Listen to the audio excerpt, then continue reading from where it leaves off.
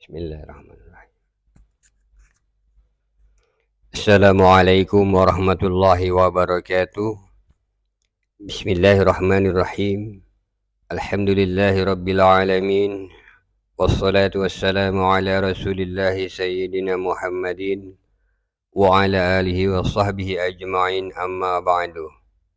Bapak ibu saudara saudari para sahabat sebangsa dan setanah air yang saya muliakan dimanapun Anda berada saat ini, juga kepada siapapun Anda dari negara manapun Anda yang juga saya hormati, yang mengikuti kajian-kajian keislaman dan berita-berita ataupun informasi-informasi yang disampaikan melalui video-video yang ada di channel Wali NU ini.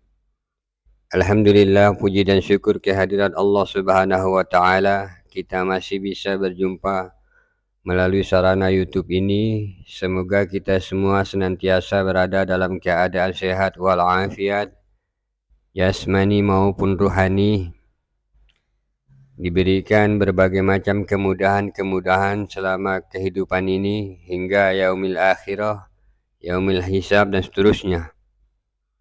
Semoga pula kita juga dianugerahkan rezeki yang berlimpah sebanyak-banyaknya, penuh barakah dari Allah Subhanahu wa Ta'ala, dan dijadikannya kita semua ini sebagai hamba-hambanya yang mendapatkan keridhaannya dan juga mendapatkan syafaat dari baginda kita Nabi besar Muhammad sallallahu alaihi wasallam.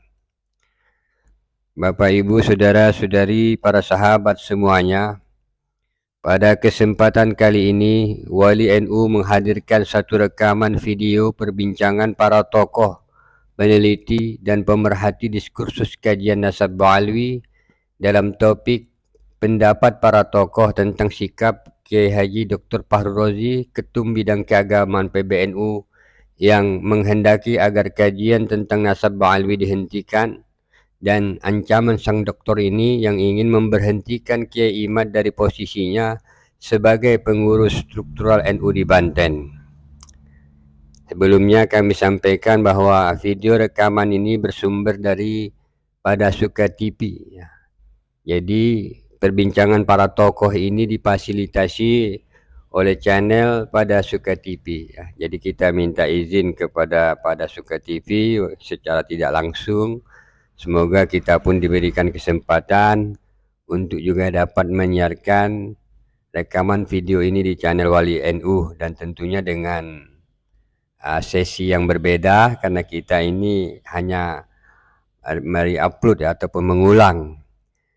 Tetapi begitu Anda dapat memberikan komentar ataupun tambahan-tambahan informasi berkaitan dengan topik mengenai sikap daripada Kiai Haji Dr. Fahrul Razi ini, ya. Silakan Anda tambahkan komentar Anda ataupun informasi Anda di kolom komen yang tersedia di bawah video ini. Nah, kita coba dengarkan dulu bagaimana pendapat para tokoh. Pada kesempatan ini ada Profesor Dr. A.S. Hikam. Di situ ada keterangannya Presiden University. Sesuatu yang sudah dibangun ratusan tahun, tiba-tiba overnight dikatakan sebagai batilun, munqati'un, dan lain sebagainya itu. Begitu kita percaya bahwa, misalnya saja nih, kesimpulan Yai Imad bahwa seluruh tradisi kepercayaan tentang Ba'alwa itu runtuh, maka tiba-tiba seluruh orang yang selama ini hidupnya antara lain diklaim oleh posisi-posisi kekuasaan dan subjek-subjek itu, tiba-tiba nothing, tiba-tiba tidak ada posisi apa-apa secara kekuasaan, sehingga runtuhlah semua itu kan. Bukan main ini dampaknya di dalam persoalan relasi kekuasaan itu. Nah, jadi jangan pernah menganggap ringan mengenai persoalan ini kalau kita mau melihat secara detail, secara saintifik, yang kemudian diproyeksikan kepada relasi kuasa dan implikasi psikologis. Nah, oleh karena itu ketika ada wacana dari Yai Fahrul ya, karena ingin semuanya itu tidak ada gejolak apa-apa, langsung bicara hentikan ini, sebetulnya kurang wise ya, mau menyetop. Bapak, Ibu, saudara-saudari, para sahabat semuanya ya. Itu tadi sedikit cuplikan yang disampaikan ataupun komen yang diberikan oleh Profesor Dr. A.S. Hikam ya.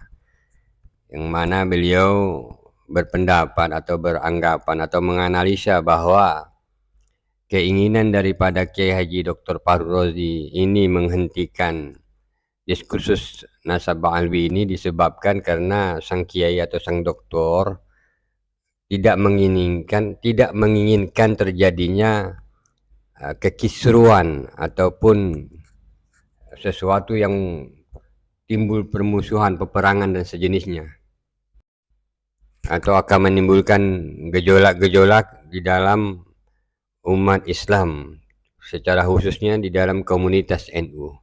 Tetapi apakah memang sedemikian itu niat yang ada di dalam diri Kiai Haji Dr. Fahru Razi ini? Bapak, Ibu, saudara-saudari, para sahabat semuanya, kalau menurut pengamatan kami selama ini mengikuti sepak terjang dari Kiai Haji Dr. Fahru Razi sejak kemunculannya pertama kali beberapa bulan yang lalu di ranah diskursus Nasab Ba'alwi ini melalui tulisan-tulisan di dalam artikelnya tentang Nasab Ba'alwi. Sang doktor ini tidaklah masuk ke ranah diskursus kajian Nasab Ba'alwi ini sebagai orang yang netral maupun orang yang bijak dari PBNU ya. Melainkan ia secara langsung menunjukkan posisi dirinya sebagai seorang pembela Nasab Ba'alwi dengan membuat beberapa artikel-artikel pamungkasnya dalam rangka meruntuhkan tesisnya Kiai Haji Imaduddin Usman Al-Bantani. Namun sayangnya dengan atau disebabkan artikelnya tersebut miskin data, sehingga hujah-hujah yang disampaikan oleh doktor ini, Kiai Haji Dr. Fahru Razi, sangat mudah dibantah baik oleh Kiai Iman maupun oleh para ustadz, para gus yang memang telah berbulan-bulan lebih dahulu lamanya ya mendalami kitab-kitab nasab dan meneliti nasabnya Ba'alwi, nasabnya para habaib itu.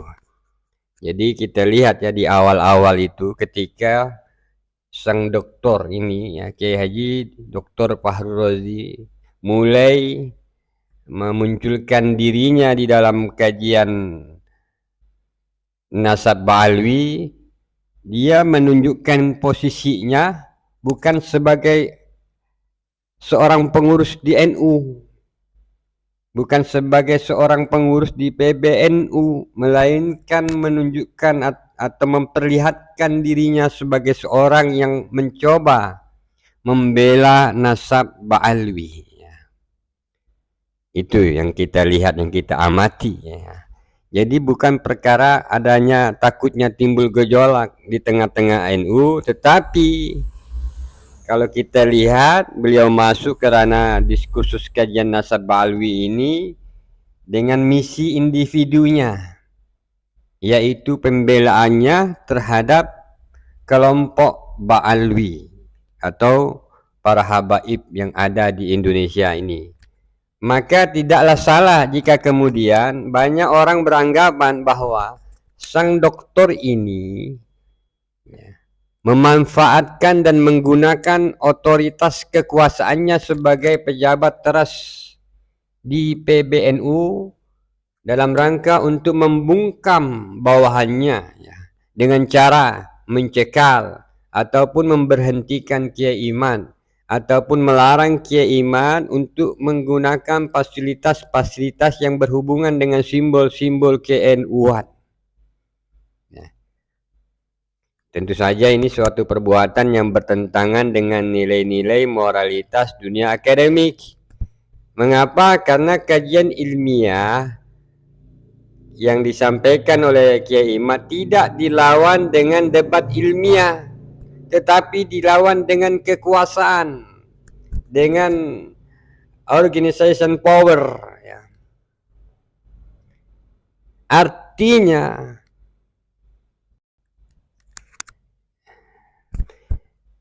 Kiai Haji Dr. Fahru Razi ini membungkus dirinya dengan label NU dan PBNU, tetapi ketika dia masuk ke sini untuk berbicara tentang nasab, bukan untuk kepentingan di NU, melainkan untuk kepentingan dirinya sendiri dan kelompoknya. Dalam hal ini adalah para habaib itu sendiri, para habib-habib Robito Alwiyah, yang notabene-nya mereka itu bertolak belakang dengan apa yang ada di NU saat ini. Yang kenyataannya, realitasnya banyak oknum-oknum ataupun tokoh-tokoh dari para habaib itu yang merusak NU. Ya, jadi kita kan bertanya itu ya, apakah betul keinginan daripada Kiai Haji Dr. Fahru Razi ini disebabkan karena kekhawatirannya akan timbul gejolak, kekisruan di tengah-tengah komunitas umat Islam secara khusus di NU. Sebagaimana saya sampaikan tadi, kalau kita amati dari awal, bukan itu niatnya. Niatnya adalah dalam rangka membela nasab Ba'alwi dan menjaga nasab mereka supaya tetaplah mereka dapat mengklaim diri mereka sebagai keturunan dari Nabi Muhammad SAW. Jadi ini sangat bertentangan, ya, bertolak belakang dengan apa yang terjadi, di mana Kiai Imad menghadirkan satu kajian, kemudian kajian ini dilawan dengan kekuatan, dengan power. Ya. Walaupun secara strategi perang itu boleh-boleh saja, tetapi ini adalah kelicikan, ya. Bapak, Ibu, saudara-saudari, para sahabat semuanya, ya, silakan Anda berikan komentar. Dan itu pengamatan kami di Wali NU ini, di dalam mengamati sepak terjang daripada Kiai Haji Dr. Fahru Razi sebagai ketum bidang keagamaan di PBNU. Ya, kita ini mengharap, ya, jikalau beliau bertindak atas nama PBNU ataupun NU, maka mestinya itu mempertimbangkan daripada ke-NU-an itu, bukan untuk kepentingan dirinya sendiri maupun kelompoknya. Yang secara halus ataupun kasar Anda dapat melihatnya kalau Anda mengikuti kajian ini sejak awal, dan siapa-siapa pun tokoh-tokoh yang masuk ke ranah diskursus kajian nasab Ba'alwi ini, saudara-saudari. Ya, kita teruskan, mudah-mudahan perbincangan ini dapat bermanfaat. Kita dengarkan lagi, ya. Dilakukan oleh Kiai Imad ini merupakan salah satu barangkali terobosan yang bisa dikembangkan menjadi satu bukti bagaimana kemampuan para ilmuwan dari ulama muda Indonesia untuk juga bisa berkiprah pada tataran dunia ilmu pengetahuan pada level dunia Islam, bahkan secara umum, ya, dengan temuan-temuan dan dengan riset yang dilakukan. Demikian juga apa yang kemudian dikembangkan oleh counterpartnya, yaitu Gus Rumail Abbas dan kawan-kawan, tentu saja baik Kiai Imad maupun Gus Rumail, baik yang pro maupun yang kontra terhadap persoalan nasab ini. Karena dua-duanya menurut saya ini mempunyai satu komitmen untuk menggunakan jalan akademi, jalan keilmuan yang juga mengikuti perkembangan dan dinamika di dalam keilmuan modern. Ya, bahwa kemudian ada perbedaan pendapat, perbedaan konklusi, perbedaan metodologi, kemudian pembuktian, saya kira itu ya resiko di dalam satu dunia ilmu pengetahuan.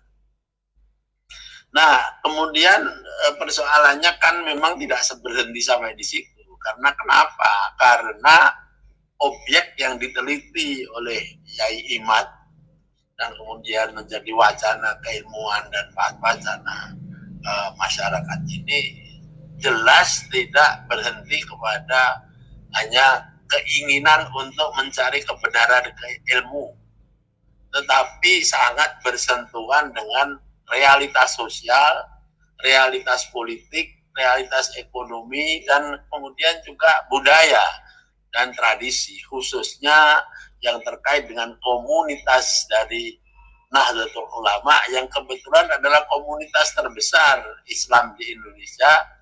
Dan tema itu, tema tentang nasab itu adalah bagian dari apa yang disebut sebagai life world atau dunia dalam tradisi Nahdlatul Ulama.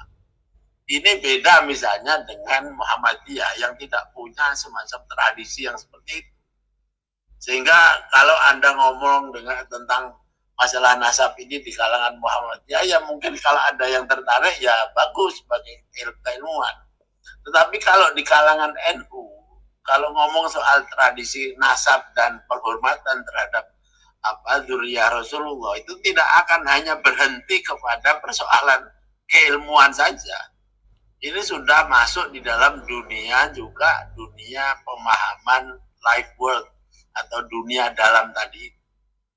Nah, sehingga bisa kalau ada orang mengaku sebagai warga NU ya, setipis apapun, itu pasti akan ada sesuatu yang tersentuh, selalu akan tersentuh kalau ada masalah-masalah yang terkait dengan masalah yang namanya dzurriyyah dan nasab para habaib ini.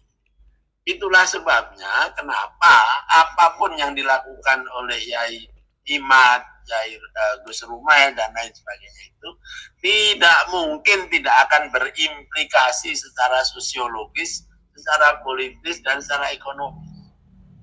Apalagi kalau kemudian yang dijadikan target ini adalah kesahan atau validitas dari apa yang disebut sebagai klaim mengenai dzurriyyah atau nasab. Itu artinya kan kita bicara tentang semacam ontologi, semacam eksistensi. Bagaimana kalau sesuatu itu langsung dinafikan begitu ya, dinyatakan sesuatu yang sudah dibangun ratusan tahun, tiba-tiba overnight dikatakan sebagai batilun, munqati'un, dan lain sebagainya itu. Kan artinya sama dengan Anda langsung membabat habis kan.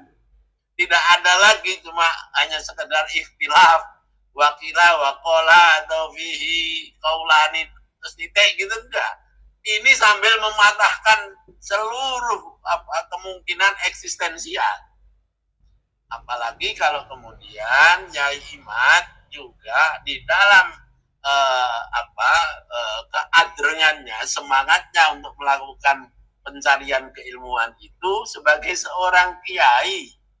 Ini takkan beda dengan seorang profesor yang ada di universitas atau periset di lab. Kalau periset di lab pasti bisa mengambil jarak dengan objek risetnya. Seorang profesor juga paling nulis di jurnal. Tapi kalau seorang kiai, apapun yang ditemukannya itu secara praktis akan dipraktekkan juga langsung setelah menemukan itu langsung ngomong di pengajian.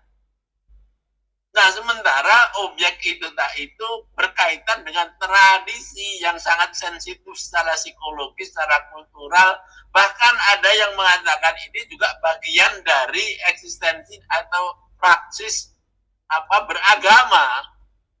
Ya, karena orang kalau kalau di dalam dunia ke-NU-an, ya, correct me if I am wrong ya Pak Yai ya, kalau tidak menghargai, menghormati dzurriyyah Rasul itu gimana coba? Ya, dianggap melakukan semacam kekeliruan di dalam kehidupan keberagamaannya. Gitu. Nah, oleh karena itu sudah dari sononya diskursus mengenai nasab ini tidak mungkin tidak itu terkait dengan apa yang dikatakan Pak Yai Ubaidillah tadi. Itu terkait dengan power relation. Ya, jadi ini kalau Michel Foucault akan menulis dengan power slash knowledge. Coba knowledge yang dimiliki oleh Yai itu sudah pasti langsung berhubungan dengan relasi kekuasaan. Nah, kekuasaan di sini ini bukan soal kekuasaan politik saja, tetapi juga soal masalah kuasa-kuasa subjek-subjek itu letaknya ada di mana. Begitu kita percaya bahwa misalnya saja nih kesimpulan Yai Imad bahwa seluruh tradisi kepercayaan tentang Ba'alwa itu runtuh, maka tiba-tiba seluruh orang yang selama ini hidupnya antara diklaim oleh posisi-posisi kekuasaan dan subjek-subjek itu tiba-tiba nothing, tiba-tiba tidak ada posisi apa-apa secara kekuasaan, sehingga runtuhlah semua itu kan. Bukan main ini dampaknya di dalam persoalan relasi kekuasaan itu. Nah, jadi jangan pernah menganggap ringan mengenai persoalan ini kalau kita mau melihat secara detail, secara saintifik yang kemudian diproyeksikan kepada relasi kuasa dan implikasi psikologis. Nah, oleh karena itu ketika ada wacana dari Yai Fahrur, ya, karena ingin semuanya itu tidak ada gejolak apa-apa, langsung bicara hentikan ini. Nah, itu dampaknya nggak akan begitu saja seperti menghentikan. Jangan mendiskusikan lagi persoalan berapa kali Anda bisa naik haji di dalam 1 tahun seperti yang dikemukakan oleh Yai Masdar itu. Kalau itu tuh nggak akan punya dampak terlalu besar, walaupun itu kan sudah ada dampaknya juga. Tapi kalau ini soal ini ya, soal nasab, soal tradisi, soal power relation dan lain sebagainya ini, begitu itu disentuh, yang disentuh adalah salah satu core dalam kehidupan komunitas Nahdlatul Ulama di Indonesia dan juga komunitas-komunitas yang selama ini hidupnya juga ikut dipengaruhi oleh kepercayaan mengenai tradisi itu, termasuk para penyandang gelar habaib, sayyid, syarifah, syarif, dan lain sebagainya, dan lain sebagainya. Ini Anda semacam sudah melakukan satu dekonstruksi terhadap eksistensi orang. Nah, inilah sebabnya sebetulnya kurang wise ya, kurang bijak apabila kemudian serta-merta kita karena khawatir adanya gejolak langsung mau menyetop diskursus. Ini mungkin walaupun tidak sama sekali ya, tidak levelnya lah. Ini kan sama dengan menyetop kira-kira sejarah zaman dulu itu wacana mengenai bahwa adalah bumi yang mengelilingi matahari, bukan matahari yang mengelilingi bumi, kan begitu. Itu dampaknya bisa sangat serius karena ini sangat eksistensial bagi kehidupan manusia pada waktu itu, dan sekarang ini dalam skala yang sangat kecil, yaitu komunitas Nahdlatul Ulama di Indonesia ini juga mempunyai dampak yang sangat fundamental. Nah, itu yang pertama. Yang kedua adalah pendekatan yang digunakan Yai Fahrur juga itu pendekatan yang top down. Dalam pengertian adalah menggunakan cara-cara yang bersifat kontrol ya, ingin mengontrol bahwa semuanya itu harus mengikuti apa yang sudah menjadi otoritas dari beliau, kalau menggunakan istilah Yai Imad dan Yai Ubaidillah tadi ya, menggunakan diskursus otoritas. Memang kemungkinan kalau pendekatannya itu organisasi, kelembagaan, dan top down seperti itu, bisa saja itu efektif. Tetapi ketika ini kemudian dirasakan oleh para stakeholder dari Nahdlatul Ulama itu juga mempunyai relevansi dengan kehidupan mereka, maka kemudian mereka akan juga bertanya, kok bisa begini? Kan paling tidak kan ya jangan begitulah, jangan kemudian melarang berbicara, apalagi kemudian ada ya satu slip of tongue tadi itu, yaitu ya bocoran dari rapat pimpinan yang ada keinginan untuk memecat. Walaupun katanya itu bocoran atau ketidaksengajaan atau belum ditentukan atau masih keinginan, tetapi kalau itu sudah keluar dari satu otoritas seperti beliau, itu di mata stakeholder itu sudah dianggap sebagai satu kenyataan. Itulah kecelakaannya kalau kita terlalu cepat memberikan statement emosional. Maksud kita hanya memberikan informasi yang biasa, tetapi diterima oleh audiens bukan biasa lagi. Dan itu sering terjadi di Republik Wakanda ini. Ya, dikiranya statement-statement itu adalah statement biasa, tetapi ternyata diterima baik dengan cara salah paham maupun paham yang salah. Tetapi dampak sudah terjadi, istilahnya the damage has been done. Jadi statement yang kedua yang salah menurut saya atau kurang tepat dari Yai Fahrur adalah tadi itu menggunakan otoritas dan kemudian mengalami distorsi, ya, penggunaan pengumuman yang ya mungkin dianggapnya sebagai salah satu cara untuk membuat Yai Imad itu agak mengerem begitu ya. Tapi implikasinya ya sangat seru ini, malah salah paham. Yai Imad malah bilang, saya sudah siap kalau mau dipecat, malah gitu kan.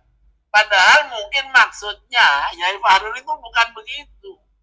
Mungkin maksudnya kalau saya ini sebagai orang yang tidak berkepentingan, Yai Fahrur ingin memberitahu ini loh ada aspirasi kayak begini. Jadi sampean hati-hati kan begitu mungkin maksudnya. Tapi bagi Yai Imad justru karena sambil emosi diterima itu sebenarnya sebagai satu putusan. Nah, begitu, apalagi para pendukungnya seperti yang di di BAGSGD yang marah melulu itu kan.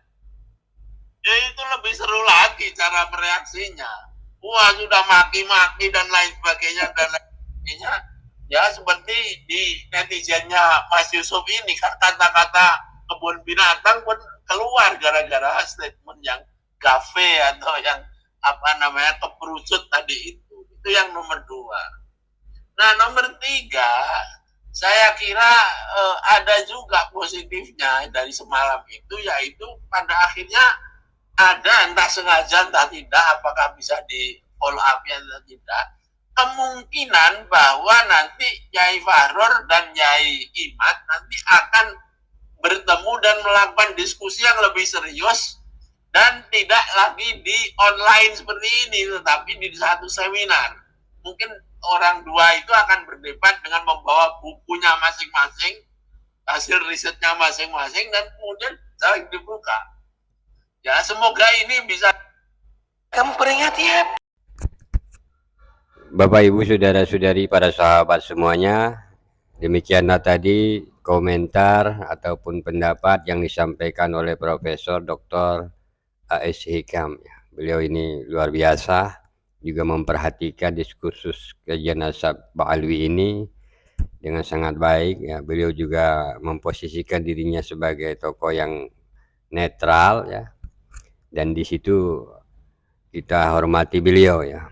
Tetapi di sini kita mencoba menyampaikan satu pendapat sebagaimana yang kita awal tadi sampaikan, bahwa betulkah Kiai Haji Dr. Fahrur Razi itu ketika beliau ingin Kiai Imad menghentikan kajiannya, atau ketika beliau ingin agar Kiai Imad tidak lagi berbicara tentang nasab-nasab ataupun polemik nasab, ini didasari karena kekhawatiran daripada sang Kiai, sang doktor ini, bahwa nanti akan timbul gejolak di tengah-tengah komunitas NU.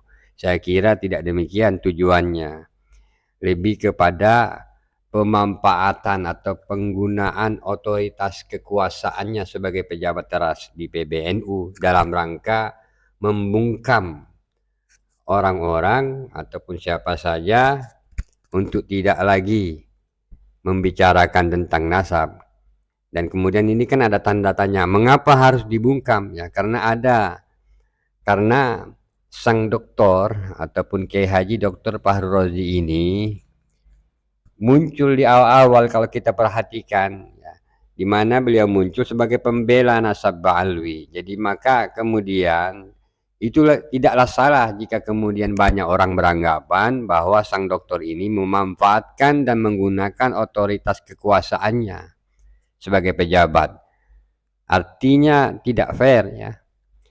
Di mana Kiai Imad menghadirkan satu penemuan berdasarkan penelitiannya, dan kemudian jika ada siapapun yang tidak setuju dengan apa yang ditemukan tersebut atau berbeda pendapat terhadap apa yang ditemukan oleh Kiai Imad, maka Kiai Imad mempersilahkan siapapun untuk berdiskusi ataupun berdebat dengannya, menunjukkan fakta-faktanya, menunjukkan dalil-dalil yang dapat meruntuhkan apa yang sudah ditemukan oleh Kiai Haji Imaduddin Usman Al-Bantani.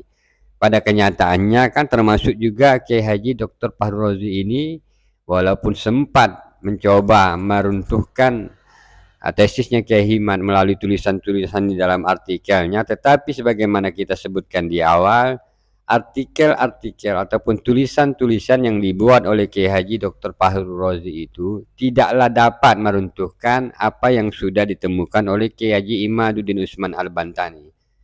Ya, sebagaimana yang saya sebutkan di awal tadi. Jadi niat yang ada atas tindakan yang dilakukan oleh sang doktor dari PBNU itu dipertanyakan, ya.